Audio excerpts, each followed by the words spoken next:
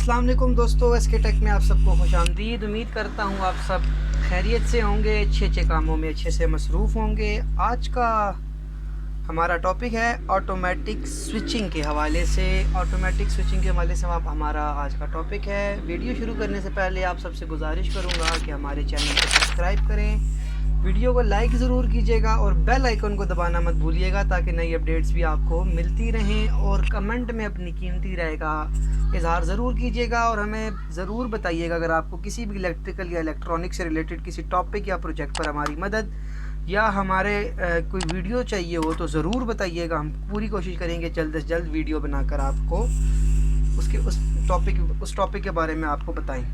अच्छा दोस्तों, तो आज का हमारा टॉपिक है automatic switching with relay. Automatic switching का मकसद क्या है, ऑटोमेटिक स्विचिंग के यूजेस क्या हैं, इस पे आज हम बात करेंगे और मैं पूरी कोशिश करूंगा कि आपको मुकम्मल मालूमात फराहम कर सकूं ऑटोमेटिक स्विचिंग के हवाले से। ऑटोमेटिक स्विचिंग क्या होती है? ऑटोमेटिक स्विचिंग होती है कि आप किसी लोड को ऑटोमेटिकली ऑन या ऑफ करवाएं। मिसाल के तौर पे हमारे घर में जो नॉर्मल यूपीएस होता है, जो तकरीबन हर एक के घर में आजकल यूज़ हो रहा है, यूपीएस क्या करता है कि जब तक बिजली आ रही है या ग्रिड से जब तक उसको बिजली मिल रही है, वो क्या करता है, लाइन से ग्रिड से हमारी अप्लाइंसेस को सपोर्ट करता है और साथ साथ बैटरी को भी चार्ज कर रहा होता है। पर जब ग्रिड वाली बिजली बंद हो जाती है किसी फॉल्ट की वजह से या लोड शेडिंग, जब बिजली बंद कर दी जाती है बैक से ग्रिड की, तो क्या होता है, वो जो है हमारे लोड को वापडा से स्विच करा कर ले आता है यूपीएस वाली साइड पे या बैटरी बैकअप वाली साइड पे। ठीक है, अब ऐसा कभी नहीं हो सकता कि दो मुख्तलिफ वेव फॉर्म्स कभी इकट्ठी हो जाएं। कभी अगर ऐसा हो, क्योंकि उनके दरमियान पोटेंशियल डिफरेंस आ जाएगा डिफरेंट वेव फॉर्म्स के दरमियान, तो क्या होगा, एक शॉर्ट सर्किट हो जाएगा और हमारे ब्रेकर पॉप कर जाएंगे, हो सकता है हमारी वायरिंग भी ख़राब हो जाए। ठीक है, अब ऑटोमेटिक स्विचिंग की ज़रूरत इसीलिए हमें आती है, ऑटोमेटिक स्विचिंग की ज़रूरत इसीलिए हमें पड़ती है कि हमें मैनुअली जाकर जो है उस चीज़ को चेंज ना करना पड़े। जो लोग पहले जनरेटर जो अपने घरों में शुरू में यूज़ करते थे, उन्हें अच्छे तरीके से याद होगा कि उनके पास एक मैनुअल स्विच जो चेंज ओवर स्विच है वो लगा होता था। वो क्या करते थे, जब बिजली चली जाती थी तो वो मेन सप्लाई को जो है डिस्कनेक्ट कर देते थे, जनरेटर ऑन करते थे, फिर जो कॉमन टर्मिनल होता था उसको जनरेटर की तरफ, नीचे की तरफ या ऊपर की तरफ, जिस भी तरफ उन्होंने रखा होता था, वो उसको स्विच कर देते थे। और जब लाइट आती थी, उनके कुछ लोड ऐसे होते थे जो डायरेक्ट ग्रिड वाली बिजली पे होते थे, जब लाइट आती थी तो वो जो है दूसरा लोड ऑन हो जाता था, तो वो क्या करते थे भाई, जनरेटर बंद करके फिर से। अब ये जो है बहुत ज़्यादा टाइम कंज्यूमिंग है। मिसाल के तौर पे आप भूल गए, आपका जो है अब लोड भी बंद है, आपको पता भी नहीं है लाइट आई है या नहीं आई है, और आपका जनरेटर चल रहा है या जो भी बैकअप है वो चल रहा है मुसलसल, तो अब क्या होगा कि एक टाइम आएगा आपका फ्यूल जो है ख़त्म हो जाएगा, बैकअप ख़त्म हो जाएगा और जो है लाइट आई हुई है, आपको पता नहीं। अब इसमें क्या हुआ, आपका लोड भी, जो आपका फ्यूल भी ज़ाया हुआ काफ़ी सारा, और जो है अब जो फ्यूल भी ज़ाया हुआ, टाइम भी ज़ाया हुआ, फिर उठने की दिक्कत है कि उठ के जाना है। तो इस मुसीबत को हल करने के लिए हम जो है ऑटोमेटिक स्विचिंग को यूज़ करते हैं। ऑटोमेटिक स्विचिंग की किस तरह जाती है? ऑटोमेटिक स्विचिंग की जाती है रिलेज की मदद से। रिले क्या होता है जी? रिले एक छोटी सी एक इलेक्ट्रिकल अप्लाइंस होती है, ये मुख्तलिफ साइज़ और मुख्तलिफ रेटिंग्स के अंदर होती है। मेरे पास जो इस टाइम है ये 5 पिन रिले है। मैं पूरी कोशिश करूँगा कि इस रिले के बारे में आपको आज के टॉपिक में मुकम्मल क्लियर कर दूं और इस इंशाल्लाह जो है मुख्तलिफ टाइप ऑफ रिलेज जो हैं 1-2 वीडियोस के अंदर हम क्लियर कर लें और आप सारे कैपेबल हो जाएंगे इंशाल्लाह। ख़ुद जो है आप किसी भी लोड को ऑटोमेटिक स्विच करा सकेंगे अगर आप ये वीडियो एंड तक देखेंगे तो। अच्छा, अब होता क्या है? होता ये 5 पिन रिले या कोई भी रिले हो, कितनी भी पिनों वाली रिले हो, 8 पिन, 16 पिन, कितनी भी पिन वाली रिले हो, उसके अंदर बेसिक जो है इस तरह के कुछ पॉइंट्स होते हैं कि उसके अंदर जो 2 पॉइंट्स होते हैं वो होते हैं मेन सप्लाई के। ठीक है, रिले के कंपोनेंट के बारे में पहले मैं बात करूंगा, उसके बाद जो है उसके काम पे आते हैं। रिले के अंदर एक आपको यहाँ पर ये कॉइल सी नज़र आ रही होगी। ये कॉइल क्या है? ये कॉइल एक इलेक्ट्रोमैग्नेट है कि जब आप इसे सप्लाई देते हैं तो ये चार्ज हो जाता है और इसके ऊपर जो ये इलेक्ट्रिकल कंपोनेंट है मेटेलिक, ये जो है इसको अपनी तरफ जो है या अपनी तरफ खींचता है या इसे छोड़ देता है, दो में से एक काम करता है। ठीक है जी, अब हुआ क्या कि जब आपने रिले, ये मैंने यहाँ रिले की डायग्राम बनाई हुई है, ये रिले के 2 पॉइंट्स हैं जी, ये वाले, इसमें मैं लिख देता हूँ L या इसको मैं करता हूँ T1 और इस वाले को मैं करता हूँ T2। ठीक है जी, आपने क्या करना है जी, T1 और T2 को अभी आपने सप्लाई नहीं दी, कुछ भी नहीं किया, तो रिले का एक ऐसा पॉइंट होगा जो किसी एक पॉइंट के साथ शॉर्ट हो रहा होगा। ठीक है, आप इसको डायोड कंटिन्यूटी टेस्टर से चेक कर सकते हैं, सीरीज लैंप से चेक कर सकते हैं, किसी भी तरीके से आप इसे चेक कर सकते हैं। ठीक है, ये क्या है जी, अब ये वाला पॉइंट आपस में हो रहा होगा शॉर्ट, ये पॉइंट आपस में शॉर्ट हो रहा होगा, इसको इस जो कॉमन के साथ जो पॉइंट शॉर्ट हो रहा होगा, इस पॉइंट को हम कहते हैं नॉर्मली क्लोज। ठीक है जी, और एक और पॉइंट होगा जो कि रिले से जो कि उसी जो दूसरा हमारा नॉर्मली क्लोज पॉइंट होगा उसके बिल्कुल ऑपोजिट लगा होगा, और उसके साथ जो है जो हमारा कॉमन पॉइंट है वो ब्रेक हो रहा होगा, उसके साथ जो है वो कांटेक्ट नहीं होगा, वो उस पॉइंट को हम कहते हैं नॉर्मली ओपन। अभी तक हमने रिले को किसी किस्म की बिजली नहीं दी, किसी किस्म की सप्लाई नहीं दी, अभी तक हमने ऐसा कुछ भी नहीं किया, तो क्या होगा जी, नॉर्मली जो है हमारा वो वाला पॉइंट ओपन होगा।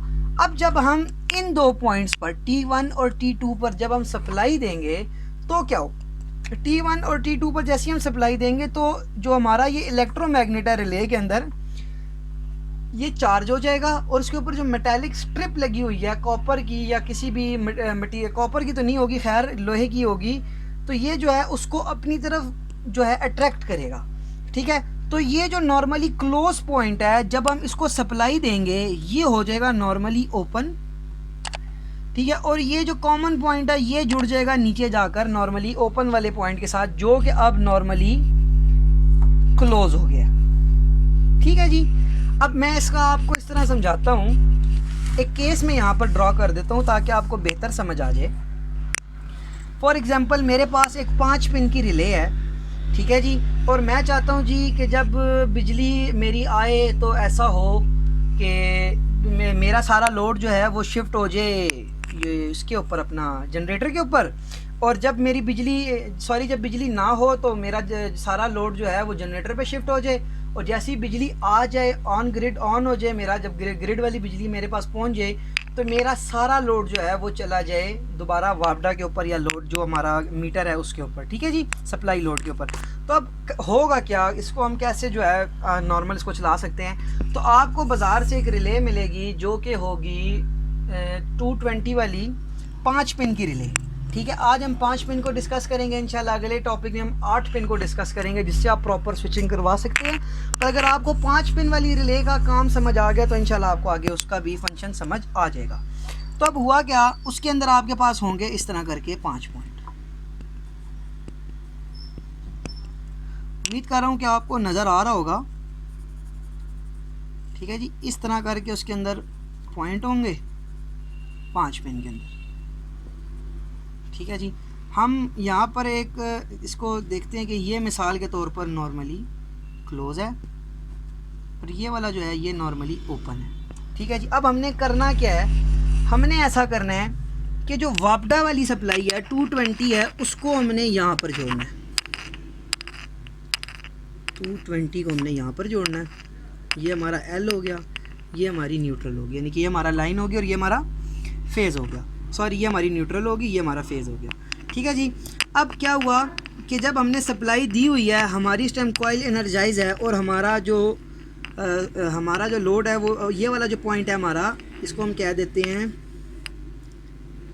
T3 और T4, और ये वाला पॉइंट हमारा कॉमन है। ठीक है जी, जो T3 है इस टाइम पे वो नॉर्मली क्लोज है। आपने क्या करना है, जो ये कॉमन वाला पॉइंट है, ये कॉमन वाला पॉइंट, इसको आपने लगाना है अपने किसी भी लोड के ऊपर। ठीक है, यहाँ से ये चली जाएगी ग्राउंड। ठीक है, ये हमारा कोई भी एक लोड है। ठीक है जी, ये हमारा कोई भी एक लोड है। अब आपने क्या किया कि इस तरह करके कनेक्शन कर दिए और यहाँ पर आपने दे दी वापडा वाली लाइन, वापडा। ठीक है जी, यहाँ पे आपने दे दी वापडा, यहाँ पे आपने वापडा दे दी, और यहाँ नॉर्मली ओपन वाला जो अभी पॉइंट है यहाँ पे आपने दे दिया जनरेटर का फेज, या बैकअप में यहाँ लिख देता हूँ बैकअप एल या फेज। ठीक है जी, अब होगा क्या कि जैसे ही आपका ये 220 डिस्कनेक्ट होगा, यानी कि इसको मैं इस तरह कर देता हूँ ना, अभी हमारे पास ये केस है। ठीक है, जैसे ही आपका 220 यहाँ से डिस्कनेक्ट होगा, सप्लाई आपकी चली जाएगी, तो क्या होगा, ये जो नॉर्मली T3 है जो नॉर्मली क्लोज है, अब यहाँ तो वापडा वाली बिजली चलेगी, तो ये क्या करेगा, ये वाला पॉइंट अभी ये यहाँ पर है, अभी फिर ये इधर आके T4 के साथ कनेक्ट हो जाएगा। ठीक है, जब ये T4 के साथ कनेक्ट होगा तो आपका जो लोड है अब ये चल रहा है बैकअप वाले फेस के साथ। ठीक है जी, ये जो सारा सर्किट है, ये वाला जो इसमें एरिया है, ये वाला एरिया जो इसके अंदर है, ये आपको अगर आप इसे गौर से देखें तो ये 2 वे स्विच है, एक नॉर्मल 2 वे स्विच है। ठीक है जी, कॉमन के ऊपर उसमें हम क्या करते थे, कॉमन के ऊपर सप्लाई देते हैं और अप एंड डाउन के ऊपर जो है हम उसके अंदर जो है फेज़ ले लेते हैं। जब आप उसको ऊपर की तरफ करते हैं ऊपर फेज़ मिलता है, नीचे की तरफ करते हैं नीचे फेज़ मिलता है। हमने क्या किया, जो कॉमन वाला पॉइंट है उस पर लोड लगा दिया, ऊपर एक फेज़ दे दिया, नीचे एक फेज़ दे दिया। ठीक है, अब आप जब नीचे करेंगे तो आपको बैकअप वाला फेज़ मिलेगा, जब आप उस स्विच को ऊपर करेंगे तो वापडा वाला फेज़ मिलेगा। अब स्विच को ऊपर नीचे हम इस रिले के अंदर किस तरह कर रहे हैं जी, हम उसको ऑपरेट करवा रहे हैं 220 से। ठीक है, रिले आपको मुख्तलिफ साइज़ में मिल जाती हैं, मुख्तलिफ नंबर्स की मिल जाती हैं। ठीक है, रिले हमारी जो मिनिमम है वो मेरा ख्याल से 5 वोल्ट से बाज़ार में शुरू हो रही है। ठीक है, उसके बाद जो है ये 220 तक या इससे भी जो 220 तक मेरे ख्याल से मैक्सिमम आती हैं। इससे ऊपर मैंने देखी नहीं ना, मैंने कभी यूज़ की। हम जो है सिंगल फेज़ से 3 फेज़, अब आप अगर आपको ये चीज़ समझ आ गई है तो आप सिंगल फेज़ से 3 फेज़ भी कंट्रोल कर सकते हैं। ये जो रिले मेरे पास है ये 12 वोल्ट वाली रिले है। ठीक है जी, इसमें अगर मैं आपको नॉर्मली क्लोज़ और नॉर्मली ओपन चेक करवा दूं तो मैं आपको बताता हूं कि ये मैं ले आया डायोड मोड पे। ठीक है जी, अगर आपको मीटर नज़र आ रहा हो, ये मैं डायोड मोड पे ले आया और अब जो है मैं आपको चेक करवाता हूँ इसमें नॉर्मली। ये हमारा जो सेंटर वाला पॉइंट है ये है कॉमन। ठीक है, अब ये देखें आपको बीप सुनाई दे रही है।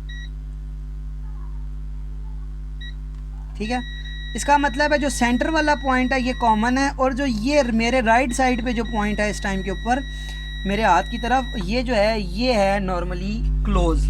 अब जब मैं इन 2 पॉइंट्स के ऊपर सप्लाई दूंगा, ये मेरे पास 12 वोल्ट डीसी हैं, मैं यहाँ पर सप्लाई इसको कनेक्ट कर देता हूँ।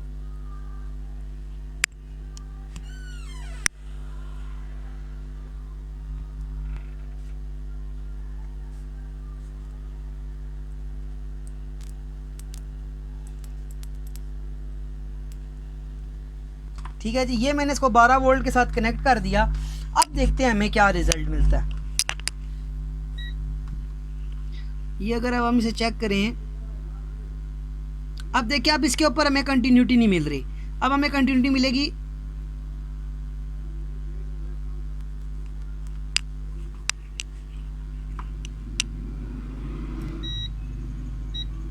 देख रहे हैं, अब हमें कंटिन्यूटी मिली इस लेफ्ट वाले पॉइंट के ऊपर। ठीक है, इस तरह करके जो है रिले काम करती है, स्विच करती है। उम्मीद है आपको समझ आई होगी। अगर किसी भी किस्म का क्यूरी हो इस टॉपिक के हवाले से तो काइंडली कमेंट सेक्शन में ज़रूर बताइएगा। आप पूरी कोशिश करूँगा कि आपके सारे सवालों के जवाब दे सकूँ। अपना ख्याल रखिएगा और हमारे चैनल को सब्सक्राइब करना, वीडियो को लाइक करना मत भूलिएगा। इंशाल्लाह अगले टॉपिक के अंदर 8 पिन रिले के हवाले से बात करेंगे और कोशिश करेंगे कि आपको जो है प्रॉपर प्रैक्टिकल करके बताएं कि आप जो है ऑटोमेटिक स्विचिंग किस तरह करवा सकते हैं। प्रैक्टिकल अभी तो ये थ्योरी थी, थोड़ी सी समझाना लाजमी था कि रिले किस तरह काम करती है, होती क्या है। इंशाल्लाह अगले टॉपिक के अंदर जो है हम इस प्रॉपर टॉपिक को कवर कर लेंगे। हमारे चैनल को सब्सक्राइब ज़रूर कीजिएगा और लास्ट वीडियोज़ देखना मत भूलिएगा। अपना ख्याल रखें। अल्लाह हाफिज़।